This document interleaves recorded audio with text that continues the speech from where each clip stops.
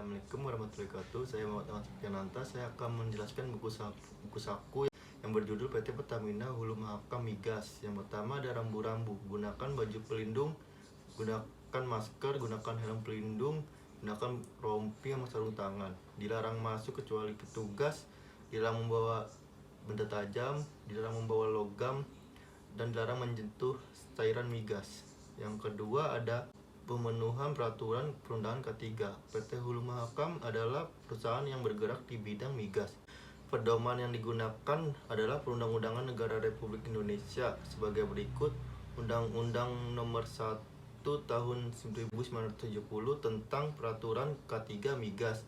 Yang kedua, Undang-Undang Nomor 13 Tahun 2003 tentang Ketenagaan Kerja.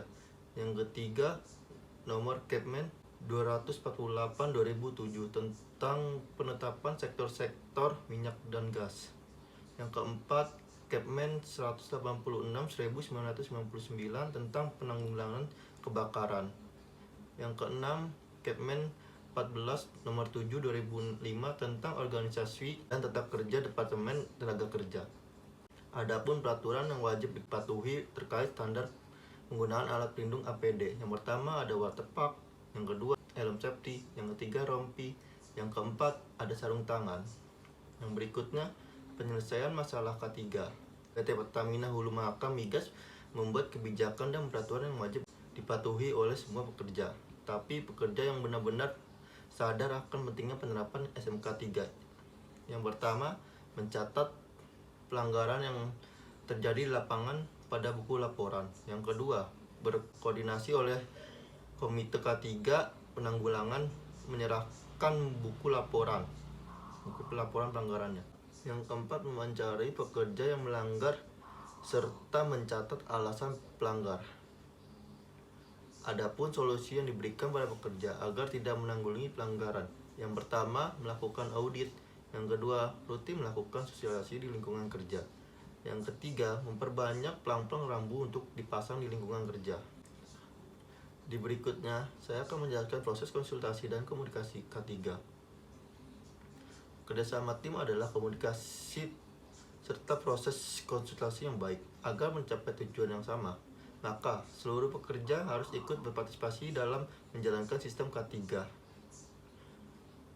Berikut adalah personil yang bisa digunakan sebagai sarana konsultasi untuk menyelesaikan masalah SMK 3 PT Pertamina Hulu Mahakam Migas. Yang pertama, ada Biro Hukum Perusahaan. Yang kedua, Komite K3. Yang ketiga, P2K3. Yang keempat, perwakilan serikat pekerja. Adapun sarana yang wajib diketahui oleh pekerja, komunikasi terkait isu-isu K3, pelanggaran yang sering terjadi di lingkungan kerja. Yang pertama, sosialisasi di lingkungan kerja, audit dan inspeksi. Yang ketiga, rapat internal dan eksternal. Yang keempat, melakukan diskusi dengan supervisor dan pekerja. Yang kelima, saya akan menjelaskan penerapan sistem manajemen K3.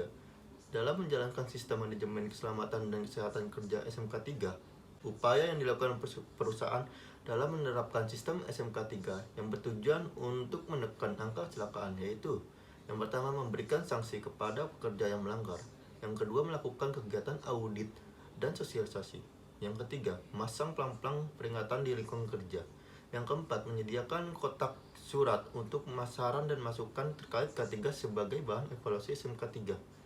Kebutuhan pelatih yang digunakan untuk kerja berutama yaitu safety riding, foundation, pengenalan tentang risiko dan bahaya mungkin akan timbul, dan pengenalan peralatan pelindung. Terima kasih atas presentasi saya. Apabila ada kesalahan, mohon maaf. Waalaikumsalam.